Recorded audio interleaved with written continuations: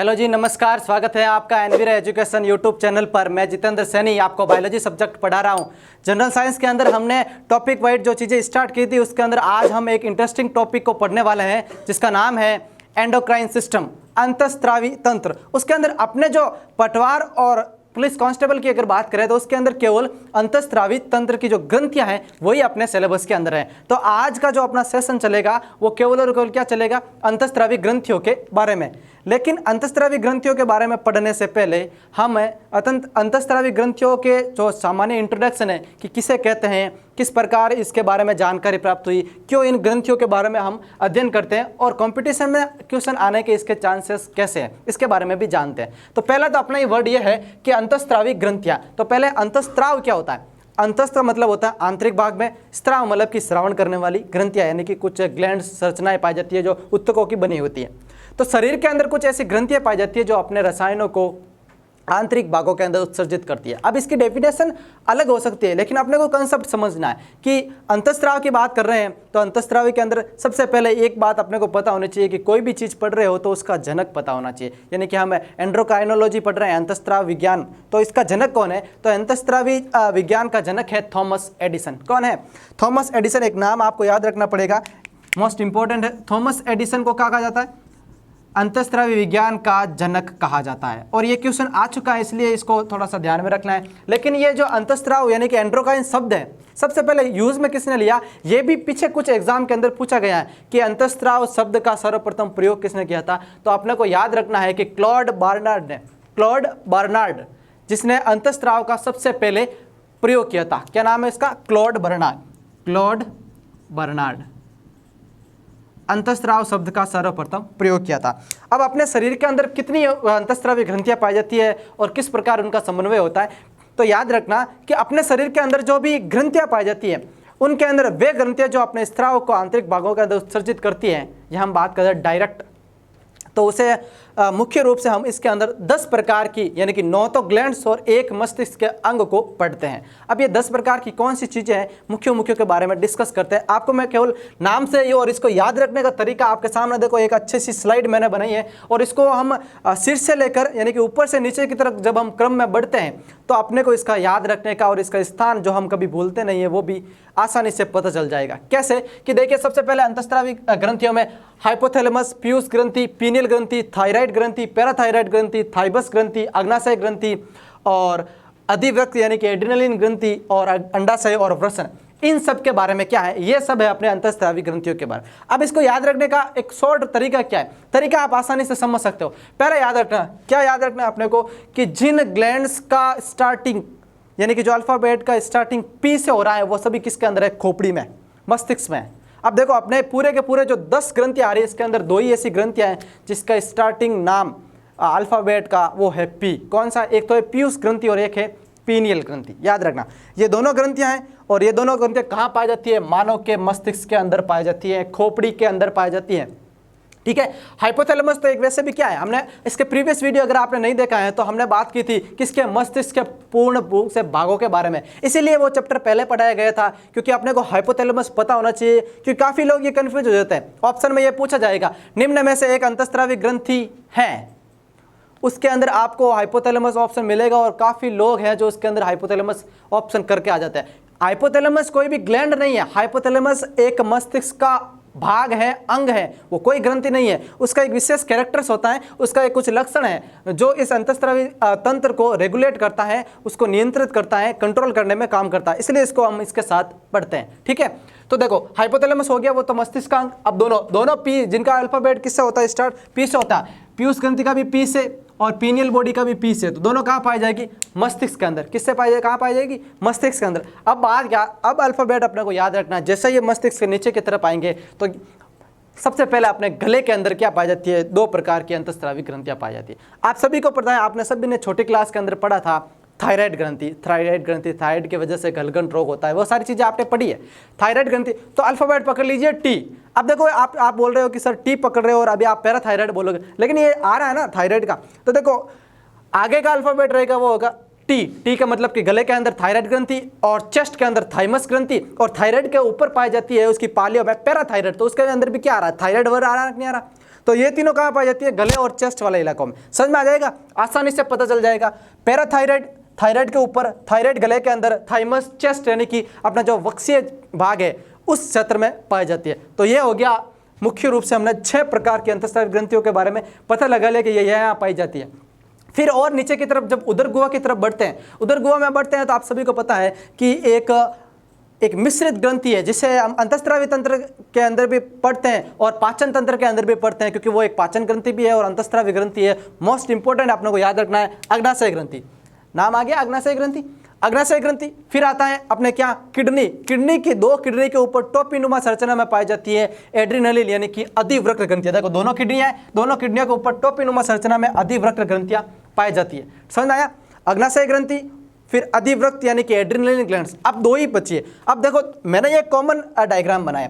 अपने सभी को पता है कि मानव के अगर इंडिविजुअल ऑर्गेनिजम्स की बात की जाए तो इंडिविजुअल ऑर्गेनिज्म सेपरेटेड सेक्सेस होते हैं। सेपरेटेड सेक्सेस मतलब कि अलग अलग लिंगता वाले, एक लिंगी होते हैं। नर अलग होता है, मादा अलग होती है, द्विलिंगी नहीं होते। तो अगर महिलाओं के अंदर बात की जाए तो महिलाओं के अंदर जो अंडाशय पाया जाता है वो मादा के अंदर पाया जाता है। तो अंडाशय भी क्या है? एक अंतःस्रावी ग्रंथि है। और पुरुषों की बात की जाए तो वो वर्षण यानी कि जो टेस्टिस होते हैं वो क्या पाए जाते हैं? वो पुरुषों के अंदर जननी ग्रंथि या अंतःस्रावी ग्रंथि के रूप में काम आता है। तो आपको पता चल जाएगा बेस कंसेप्ट। एक तो सीरीज इनकी नाम रखने का, याद रखने का तरीका क्या है? ब्रेन से स्टार्ट करना, सबसे ऊपर की तरफ हाइपोथैलेमस, तो ब्रेन का भाग है, ये तो आसानी से याद रह जाता है। फिर बात करते हैं पीयूष और पीनियल, फिर नीचे की तरफ आएंगे थायराइड, पैराथायराइड और थाइमस, फिर और आएंगे नीचे की तरफ उदर गुहा में तो अग्नाशय और अधिवृक्क, और नीचे की तरफ अंडाशय और वर्षण। तो चलिए इनको वर्षण, अंडाशय 2 4, 2 6, 2 8 और 2 10 प्रकार की ग्रंथियां। अब स्टार्ट करेंगे। इसका जो प्लेस एंड स्थान हमने देख लिया है। अब ये कैसे इसका कलर होता है, वेटेज कितना होता है, मनुष्य के अंदर कितनी इसकी लंबाई चौड़ाई होती है, कैसे कलर की होती है, कोई स्पेशल कैरेक्टर है या नहीं है, कोई स्पेशल नाम तो नहीं है, वो देखते हैं। फिर अपना जो इसके बाद हम स्टार्ट करेंगे, क्या करेंगे कि इसके जो स्रावित होने वाले हार्मोन के बारे में। तो सबसे पहले हम बात करते हैं ऊपर की तरफ से, ब्रेन से स्टार्ट करते हैं। तो सबसे पहले है अपना हाइपोथैलेमस। हाइपोथैलेमस ये एक मस्तिष्क का भाग है, ये हमने पढ़ा है, तो इसके बारे में जानते हैं। ये अग्र मस्तिष्क का भाग होता है हाइपोथैलेमस। कोई भी ग्लैंड नहीं है, अग्र मस्तिष्क का भाग है। अब ये अग्र मस्तिष्क का भाग जो हाइपोथैलेमस होता है, इसको हम अंतःस्रावी ग्रंथि के अंतःस्रावी तंत्र में ग्रंथि के साथ क्यों पढ़ते हैं? क्योंकि ये 2 प्रकार के हार्मोनों का स्रावन करने में मुख्य भूमिका निभाता है। अब ये 2 प्रकार के अपने अंदर से हार्मोनों का स्रावन भी करता है। दोनों का नाम याद रखना, एक का मोचक हार्मोन, एक का होता है निरोधी हार्मोन। मोचक क्या होता है, निरोधी क्या होता है, याद रखना। मोचक मतलब कि किसी भी चीज को स्टार्ट करने वाला, निरोध मतलब कि किसी चीज को रोकने वाला। अब सर आप ये सोचोगे कि मोचक और निरोधी हार्मोनों का अपने बॉडी के अंदर क्या काम है, तो इतना ही सोच लीजिए कि कोई भी हार्मोन स्टार्ट हो गया है तो उसको पर्टिकुलर उसके फिक्स टाइम के दौरान उसको स्रावन की कम करने की या बंद करने का भी टाइमिंग फिक्स होना चाहिए। इस प्रकार को कंट्रोल करने का कार्य कौन करता है? ये जो मोचक और निरोधी हार्मोन है। इतना समझ लीजिए, मोचक हार्मोन कोई भी हार्मोन के उत्सर्जन को प्रेरित करता है और निरोधी हार्मोन कोई भी हार्मोन के उत्सर्जन को प्रेरणा को कम करता है, यानी कि उसको स्रावित होने से रोकता है। तो हाइपोथैलेमस बहुत अच्छा काम करता है, बहुत ही। तो इसी प्रकार ये क्या करता है कि सभी प्रकार की जो अंतःस्रावी ग्रंथियां हैं, इन सभी प्रकार की अंतःस्रावी ग्रंथियों को क्या करता है? उन ग्रंथियों को रेगुलेट करता है, उसके ऊपर समन्वय बनाए रखता है, उनको कंट्रोल करता है, उनका मास्टर बना रहता है। इसलिए इस ग्रंथि को बोला जाता है master of master gland, superior gland, यानी कि सभी ग्रंथियों की मास्टर। इसे हेडमास्टर ग्लैंड भी बोला जाता है, सुपीरियर ग्लैंड। ये 3-4 वर्ड याद रखना। एक तो इन्हें बोला जाता है सुपीरियर ग्लैंड, एक होता है हेडमास्टर और एक होता है मास्टर ऑफ मास्टर। ये तीनों नाम किसके हैं? हाइपोथैलेमस के। इंपॉर्टेंट है, मास्टर ऑफ मास्टर, हेडमास्टर और सुपीरियर ग्लैंड किसे बोला जाता है? हाइपोथैलेमस। अब हम दूसरे की तरफ बढ़ते हैं। हाइपोथैलेमस के नीचे की तरफ एक गुलाबी मटर के दाने की समान एक अपने को ग्रंथि नजर आती है, जो हाइपोथैलेमस का जो इफ इंडुबुलम वाला क्षेत्र होता है उससे जुड़ी रहती है, जहां पर एक खांचनुमा संरचना पाई जाती है जिसे बोलते हैं सेला टर्सिका। क्या बोलते हैं? सेला टर्सिका। अब ये नाम आपने सुना होगा, जिसने भी अभी प्रीवियस एनटीपीसी का एग्जाम दिया है उसका ये नाम कंफर्म सुना होगा, सेला टर्सिका। ये 3 बार रिपीट हुआ है क्वेश्चन, क्योंकि सेला टर्सिका क्या है कि पीयूष ग्रंथि जिस स्थान पे फिक्स रहती है उसकी जगह उसे बोलते हैं सेला टर्सिका। इसलिए मैंने इस वर्ड को बहुत हाईलाइट किया है, क्योंकि देखो पीयूष ग्रंथि कहाँ पाई जाती है? पीयूष ग्रंथि पाई जाती है ये ब्रेन का हाइपोथैलेमस हो गया, उसके नीचे की तरफ नीचे की तरफ कहां पर कि हाइपोथैलेमस के नीचे एक भाग है इफ इंडिबुलम, वहां से इस प्रकार ये क्या रहती है, जुड़ी या लटकी रहती है। और ये जो खांच बनती है, इस खांच को क्या बोलते हैं, सेला टर्सिका। तो समझते हैं इसका। गुलाबी रंग की होती है, मटर के दाने के समान होती है, गुलाबी रंग की मटर के दाने के समान पाई जाती हैं और इफ इंडिबुलम द्वारा हाइपोथैलेमस से जुड़ी रहती है और सेला टर्सिका में ये फिक्स्ड रहती है। देखो ये सारे one liner concept based question है। सेला टर्सिका से जुड़ी रहती है, स्थित रहती है और इफ इंडिबुलम द्वारा जुड़ी रहती है। अब इसका व्यास की बात करेंगे तो 1.3 सेंटीमीटर इसका पर्टिकुलर व्यास होता है और इसका वजन की बात करेंगे तो 0.5 ग्राम इसका मुख्य वजन होता है। अब बात करोगे सर ये पीयूष ग्रंथि है जो इसका उद्गम, जो हम बात करते हैं भ्रूणीय एक्टोडर्म या एंडोडर्म या मेसोडर्म, तो किससे होता है, ये क्वेश्चन याद रखना है, हमेशा याद रखना कि पीयूष ग्रंथि का जो उद्गम क्षेत्र है या उद्गम है वो भ्रूणीय एक्टोडर्म से होता है। इंपॉर्टेंट है, किससे होता है, भ्रूणीय एक्टोडर्म से पीयूष ग्रंथि का उद्गम क्षेत्र होता है, यानी कि उद्गम होता है, यानी कि जब सर्वप्रथम भ्रूण का निर्माण की जो तीनों परतें बनती है, तीनों लेयर्स बनती है, तीनों अवस्थाएं बनती है, उस अवस्था में जो एक्टोडर्म अवस्था होती है उसके दौरान पीयूष ग्रंथि का निर्माण होता है। तो समझ में आ गया, पीयूष ग्रंथि का इंट्रोडक्शन पता चल गया। हम हार्मोन्स को आगे बात करेंगे, केवल इसका स्थान, इसको याद रखने का तरीका और इसके अंदर जो इसके इंट्रोडक्शन को लेकर जो क्वेश्चन पूछे जाते हैं उनके बारे में अभी चर्चा कर रहे हैं। तो पीयूष ग्रंथि पता चल गया, इसका एक याद रखना, सेला टर्सिका जहां पर स्थित रहती है और हाइपोथैलेमस के इफ इंडिबुलम द्वारा जुड़ी रहती है। कलर मटर के दाने समान और गुलाबी रंग की होती है। अगला अपने जो तीसरी ग्रंथि है, तीसरी ग्रंथि कौन सी, ब्रेन के अंदर, उसका नाम है पीनियल ग्रंथि। क्या नाम है, पीनियल ग्रंथि। पीनियल ग्रंथि का अगर हम बात करेंगे, इसका एक पर्टिकुलर एक नाम, जिसका दूसरा नाम भी कहते हैं, तो देखो 2-3 जो ब्रेन के अंदर पाई जाती है तीनों ग्रंथियां, इन तीनों ग्रंथियों के अलग अलग नाम है। हमने हाइपोथैलेमस की तो बात कर ली थी, सुपीरियर ग्लैंड है, master of master, head master, और पीयूष ग्रंथि को बोलते हैं मास्टर ग्लैंड। क्या बोलते हैं, पीयूष ग्रंथि को कहा जाता है मास्टर ग्लैंड, ठीक है। तो पीनियल ग्रंथि जो अपनी तीसरी ग्रंथि है, पीनियल ग्रंथि को क्या बोला जाएगा, पीनियल ग्रंथि को बोला जाता है लैंगिक जीवन की घड़ी। क्या बोला जाता है, लैंगिक जीवन की घड़ी। अब ये लैंगिक जीवन की घड़ी क्या है, उससे समझने से पहले इसके जो स्ट्रक्चर है, ये कहां पर पाई जाती है उसके बारे में जानते हैं। देखो ये मस्तिष्क के पश्च भाग में पाई जाती है, पश्च भाग में पाई जाती है। उसके बीच में जो हाइपोथैलेमस से निकलने वाला एक खोखला व्रंत है वहां पर स्थित रहती है। मस्तिष्क के पश्च भाग में हाइपोथैलेमस से निकलने वाला जो खोखला व्रंत है वहां पर स्थित रहती है। याद रखना, ये सफेद होती है, चपटी होती है और इसका भी उद्गम कहां से होता है, भ्रूणीय एक्टोडर्म से होता है। कहां से होता है, भ्रूणीय एक्टोडर्म से होता है। और इसका अगर इसका वजन की बात की जाए तो 150 मिलीग्राम इसका बहुत ही कम वजन होता है और इसे लैंगिक जीवन की घड़ी कहा जाता है, क्योंकि ये अपने शारीरिक विकास के दौरान लैंगिक परीक्षण के लिए अनेक प्रकार की संरचनाओं के लिए बाध्य भी होती है। ठीक है, लैंगिक जीवन की घड़ी, इसका क्या नाम है, दूसरा नाम। तो तीनों प्रकार की हमने स्टडी कर ली है, कौन सी, ब्रेन वाली या ऊपर की 3 अंतःस्रावी ग्रंथियों के बारे में। अब हम आते हैं अपनी जो अगली है वो ग्रंथि कौन सी है, अपने गले के अंदर पाई जाती है थायराइड ग्रंथि। कौन सी पाई जाती है, थायराइड ग्रंथि। देखो बात की थी हाइपोथैलेमस से, दूसरी कौन सी है, दूसरी अपनी है पीयूष ग्रंथि। तीसरी कौन सी थी, तीसरी ग्रंथि थी वो थी अपनी पीनियल ग्रंथि। अब हम बात करेंगे चौथी ग्रंथि। चौथी ग्रंथि कौन सी है, चौथी ग्रंथि का नाम है थायराइड ग्लैंड, थायराइड ग्रंथि, आउटर ग्रंथि की। अब थायराइड ग्रंथि क्या होती है, ग्रीवा क्षेत्र। ग्रीवा क्षेत्र मतलब कि गर्दन वाला जो क्षेत्र होता है, ग्रीवा क्षेत्र श्वास नली के अधर व पार्श्व भाग, कहां पर, ग्रीवा क्षेत्र के श्वास नली के अधर व पार्श्व भाग, यानी कि आगे और पीछे वाले भाग में एच आकार की, किस आकार की, एच आकार की दिखती। देखो ये आपने कोई संरचना दिख रही है, ग्रीवा क्षेत्र में एच आकार की, गुलाबी रंग की होती है और 5 सेंटीमीटर लंबी तथा 3 सेंटीमीटर चौड़ाई होती है इसकी, यानी कि 5 सेंटीमीटर इसकी लंबाई और 3 सेंटीमीटर इसकी क्या होती है, चौड़ाई होती है। 25 ग्राम इसका वजन होता है और ये सबसे बड़ी अंतःस्रावी ग्रंथि है। ये इसका इंपॉर्टेंट कैरेक्टर हो गया। पर्टिकुलर हर एक का आप इंपॉर्टेंट कैरेक्टर अलग कर दीजिए। कैसे कि थायराइड ग्रंथि सबसे बड़ी अंतःस्रावी ग्रंथि है, वजन 25 ग्राम, चौड़ाई इसकी 3 सेंटीमीटर, लंबाई 5 सेंटीमीटर, आकार इसका एच आकार की, कहां पर पाई जाती है, श्वास नली के दोनों तरफ पाई जाती है और गुलाबी कलर की होती है। हो गया इसका इंट्रोडक्शन।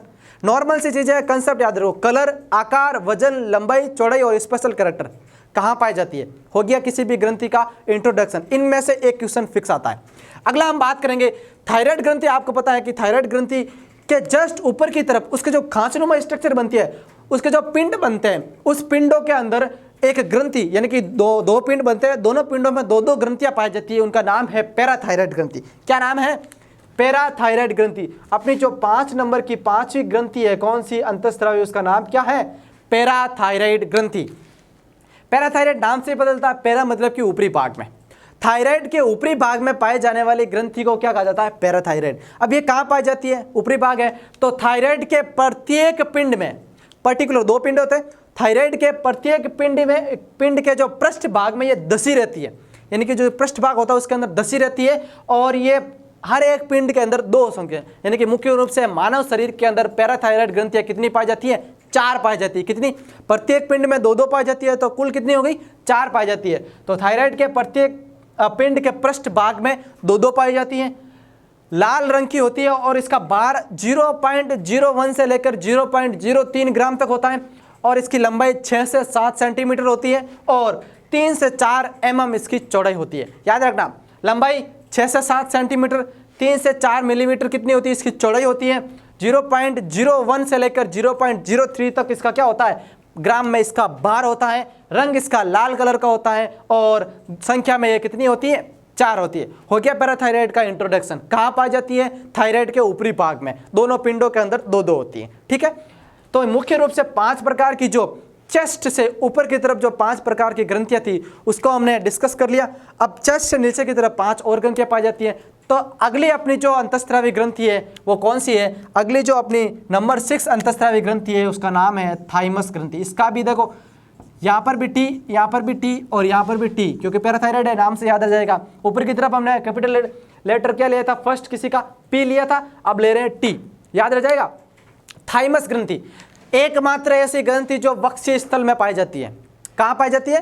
वक्षीय स्थल में पाई जाती है। कहाँ? और वक्षीय स्थल मतलब कि फेफड़े, हृदय वाला भाग। तो ये कहाँ पर प्लेस्ड होती है? इसका फिक्स जगह कौन सी है? तो हृदय के आगे ट्रेकिया के समीप स्थित होती है। अगर आप सभी ने ट्रेकिया के बारे में जानकारी प्राप्त नहीं की है तो हमारे इस जो प्लेलिस्ट में जाकर हमारे जो रेस्पिरेटरी सिस्टम का बायोलॉजी के अंदर एक सेशन चलाए गए हैं 2-3 भाग के अंदर, उसमें जाकर समझ लेना कि ट्रेकिया क्या होता है। ट्रेकिया वाला पोर्शन जो रेस्पिरेटरी ऑर्गन्स का मुख्य भाग होता है, तो ये हृदय के आगे की तरफ और ट्रेकिया के पास में स्थित होती है। कहाँ पर? हार्ट के जस्ट आगे की तरफ पाई जाती है और ट्रेकिया के पास में स्थित होती है। और इसका इंपॉर्टेंट क्या है कि इंपॉर्टेंट ये है कि ये यौवना अवस्था के बाद में क्या हो जाती है? इसका आकार धीरे धीरे कम हो जाता है। जैसे जैसे जवानी बढ़ती है आकार बढ़ता रहता है, जवानी के बाद क्या होता है कि इसका आकार कम होता रहता है, और बुढ़ापे तक इसका आकार बहुत ही क्षीण हो जाता है। ये एक पतले वृंत या तारनुमा संरचना में नजर आती है। इंपॉर्टेंट याद रखना, थाइमस ग्रंथि हृदय के आगे ट्रेकिया के पास स्थित होती है। यौवन अवस्था के बाद में इसका आकार कम होता जाता है, और वृद्धावस्था आते आते इसका आकार बहुत ही पतले तार या वृंतनुमा रह जाता है। इसका मुख्य कार्य क्या है कि यह मानव शरीर की प्रतिरक्षा वाली ग्रंथि है, यानी कि यह प्रतिरक्षा का प्रमुख अंग है, क्योंकि टी लिम्फोसाइट का यह क्या है? प्रमुख केंद्रक है। टी लिम्फोसाइट का प्रमुख केंद्रक याद आ गया? टी लिम्फोसाइट, हमने ब्लड में बात की थी लिम्फोसाइट के बारे में, लिम्फोसाइट, मोनोसाइट वगैरह। तो टी लिम्फोसाइट का प्रमुख केंद्र कौन सा है? थाइमस ग्रंथि। कहाँ पाई जाती है? चेस्ट वाले एरिया के अंदर, हृदय के आगे ट्रेकिया के पास में। इंपॉर्टेंस क्या है कि ये जो यौवनावस्था के बाद में इसके आकार कम होता रहता है, इसलिए वृद्धावस्था में इम्यूनिटी और प्रतिरक्षा तंत्र कमजोर हो जाता है, और उसी की वजह से काफ़ी प्रकार की बीमारियां होनी स्टार्ट हो जाती है। फिर हम बात करेंगे जो अपनी अगली जो अंतःस्रावी ग्रंथि है उसका नाम है अग्नाशय ग्रंथि। क्या नाम है? 7वीं जो ग्रंथि है उसका नाम क्या है? अग्नाशय ग्रंथि। अग्नाशय ग्रंथि को आप पाचन तंत्र में भी पढ़ते हैं, यानी कि जो पाचन तंत्र की ये प्रमुख ग्रंथि है, तो इसी प्रकार इसको पाचन तंत्र में भी पढ़ा जाता है और इसको अंतःस्रावी तंत्र में भी पढ़ा जाता है। तो इस प्रकार इसका एक नाम हो गया कि ये एक क्या है? मिक्स्ड ग्लैंड है। क्या है? यह एक प्रकार की मिश्रित ग्रंथि है। कौन सी? अग्नाशय ग्रंथि। हो गया इसका एक क्वेश्चन। निम्न में से मिश्रित ग्रंथि है अग्नाशय, थाइमस, पैराथायराइड या अंडाशय? कौन सी ग्रंथि है? अग्नाशय ग्रंथि है। अब अग्नाशय ग्रंथि के बारे में हम पाचन तंत्र में तो बहुत प्रकार की चीजें पढ़ते हैं, लेकिन अंतःस्रावी तंत्र में क्या पढ़ेंगे? तो पहले तो अब अपने को पता होना चाहिए कि ये क्या है? एक मुख्य पाचक ग्रंथि है। क्या है? एक मुख्य पाचक ग्रंथि है। कहाँ पर पाई जाती है? आमाशय के पीछे पाई जाती है। आमाशय है उसके जस्ट पीछे की तरफ पाई जाती है। और जब हम भी इसका 3D स्ट्रक्चर नहीं देखें और डायरेक्ट वर्टिकल वेंट्रल स्ट्रक्चर देखें तो अपने को ये क्या दिखती है कि ये किडनी के चारों तरफ घूमकर जाती हुई नजर आती है। याद रखना, अभी डायग्राम में भी आपको इस प्रकार दिखती होगी, लेकिन ये कहाँ पाई जाती है? ये आमाशय के पीछे की तरफ पाई जाती है, यू आकार की होती है और हल्के पीले व गुलाबी कलर की होती है। कलर हल्का पीला व गुलाबी, आकार यू, स्थान कहाँ पर है? आमाशय के पीछे की तरफ पाई जाती है। क्या है? ये एक प्रकार की मिश्रित ग्रंथि है, अनियमित मिश्रित ग्रंथि है, क्योंकि आपको पता है कि इसका नियमन नहीं होता है।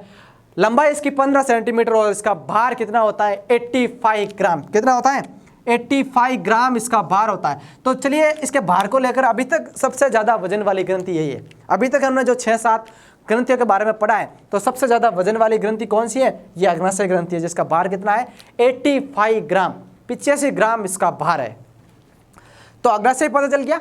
मिश्रित ग्रंथि एकमात्र मिश्रित ग्रंथि है जो पाचन तंत्र और अग्नाशय अंतःस्रावी तंत्र में भी काम आती है। कौन सी है? अग्नाशय ग्रंथि। अब हम चलते हैं अपनी जो 8वीं ग्रंथि है अंतःस्रावी तंत्र की, उसका नाम है एड्रिनलिन ग्लैंड अधिवृक्क ग्रंथि। अंतःस्रावी तंत्र की सबसे इंपॉर्टेंट ग्रंथि ग्लैंड, जिसका नाम है करो या मरो ग्रंथि। 3S हार्मोन 4S हार्मोन वाली वो ग्रंथि जिसके बारे में आपने बचपन में बहुत पढ़ा है। तो एड्रिनलिन ग्लैंड होती क्या है पहले तो, और इसकी ज़रूरत क्यों है? ज़रूरत समझने से पहले आपको पता होना चाहिए ये कहाँ पर पाई जाती है। एड्रिनलिन ग्रंथि कहाँ पाई जाती है? दोनों किडनी होती है। हमारे मानव शरीर के अंदर 2 किडनी पाई जाती है, दाएं और बाएं सिरे में। उधर गुहा में दाएं और बाएं तरफ 2 किडनियां पाई जाती है। तो दोनों किडनियां यानी कि वक्र के सिरे पर, सिरे मतलब कि ऊपरी सिरे, याद रखना वक्र का कौन सा सिरा? ऊपरी सिरे। तो वक्र यानी कि किडनी के ऊपरी सिरे पर टोपिनुमा पीले भूरे रंग की ग्रंथि पाई जाती है। याद रखना, किडनी के दोनों किडनियों के ऊपरी सिरे पर टोपिनुमा आकार में पाई जाती है, जिसका कलर होता है पीला भूरा। कैसा होता है? पीला भूरा रंग का जिसका कलर होता है। टोपिनुमा संरचना में किडनी के ऊपरी सिरे में जो इसका उद्गम होता है भ्रूण की मेसोडर्म और एक्टोडर्म कोशिका। भ्रूण की मेसोडर्म और एक्टोडर्म से जिसका क्या होता है? उद्गम होता है। और ये 4 से 6 ग्राम इसका मुख्य भार होता है। और इसका दूसरा नाम है जीवन की बुद्धिमानी। अब इसको जीवन की बुद्धिमानी क्यों कहा जाता है? और ये क्वेश्चन बहुत इंपॉर्टेंट है, क्योंकि जब भी जीवन की बुद्धिमानी की बात होती है तो लोग पीयूष ग्रंथि की तरफ अपना विचार बढ़ाने लग जाते हैं। वो सोचते हैं कि माइंड के अंदर यानी कि दिमाग के पास हाइपोथैलेमस में मस्तिष्क के अंदर पीयूष ग्रंथि पाई जाती है, इसे मास्टर ग्रंथि भी कहते हैं। तो क्यों नहीं ये जीवन की बुद्धिमानी ग्रंथि भी हो सकती है? और वहीं पर आप गलत हो जाते हो। जीवन की बुद्धिमानी कौन सी है? अधिवृक्क ग्रंथि। अधिवृक्क यानी कि एड्रिनलिन, क्योंकि ये एक प्रकार के हार्मोन का स्राव करती है जिसे बोलते हैं एड्रिनलिन हार्मोन, जिसे हम अपनी आम भाषा में फाइट फियर एंड फ्लाइट वाला हार्मोन कहते हैं, 3F वाला हार्मोन। यानी क्या? तो लड़ जाओ या डर जाओ या भाग जाओ, इस प्रकार का, यानी कि अति संवेदनशील परिस्थितियों के अंदर स्रावित होने वाला हार्मोन होता है, जिसका कारण उसका रिजल्ट, उसका परिणाम बहुत ही फास्ट होता है। और अपने माइंड के अंदर ज़्यादा गुस्सा दिलाने वाले भी यही होती है। इसलिए कहता है कि एड्रिनलिन ग्रंथि जिसके ऊपर कंट्रोल होता है, उस व्यक्ति को क्रोध, उसके अंदर आदमी के अंदर मानसिक तनाव कम रहता है, क्योंकि जीवन की बुद्धिमानी इसे कहा जाता है। इसके हार्मोन के बारे में भी चर्चा करेंगे, केवल इसका इंट्रोडक्शन पढ़ रहे हैं हम। इसका इंट्रोडक्शन हो गया कि दोनों किडनियों के ऊपर टोपिनुमा संरचना में पाई जाती है। इसका वजन 4 से 6 ग्राम हो गया। उद्गम भ्रूण की मेसोडर्म और एंडोडर्म से होता है और यह पीले भूरे रंग की पाई जाती है। जीवन की बुद्धिमानी इसका दूसरा नाम है। अब हम बात करेंगे अपनी जो 9 नंबर की जो अंतःस्रावी की ग्रंथि है, उसका नाम है अंडाशय। अब हम पर्टिकुलर मानव को लेकर चल रहे हैं, नर और मादा दोनों को मिलाकर। तो महिलाओं के अंदर अंडाशय पाया जाता है और पुरुषों के अंदर वर्सन यानी कि टेस्टिस पाया जाता है। अब अंडाशय क्या होता है? जिस प्रकार महिलाओं के पुरुषों के अंदर वर्सन होते हैं जो क्या करते हैं? शुक्राणुओं का निर्माण करते हैं, उसी प्रकार महिलाओं के अंदर अंडाशय होता है जो अंडाणुओं का निर्माण करते हैं। तो अंडाशय एक प्रकार की क्या है?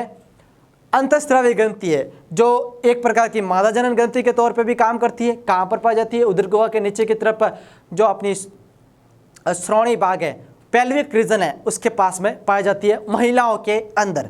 और 10वीं जो अपनी ग्रंथि है उसका नाम है वर्सन टेस्टिस, जो किस में अंदर पाई जाती है? वो किस में पाई जाती है? नर के अंदर पाई जाती है। ये नर जनत ग्रंथि होती है। कहाँ पर पाई जाती है? उदर गुहा के बाहर की तरफ एक थैलेनुमा संरचना में लटकती हुई नजर आती है। और एक जोड़ी वर्सन उदर गुहा के बाहर वर्सन कोष में स्थित रहते हैं। और ये भी एक किस प्रकार की ग्रंथि है? यह भी एक अंतःस्रावी ग्रंथि है।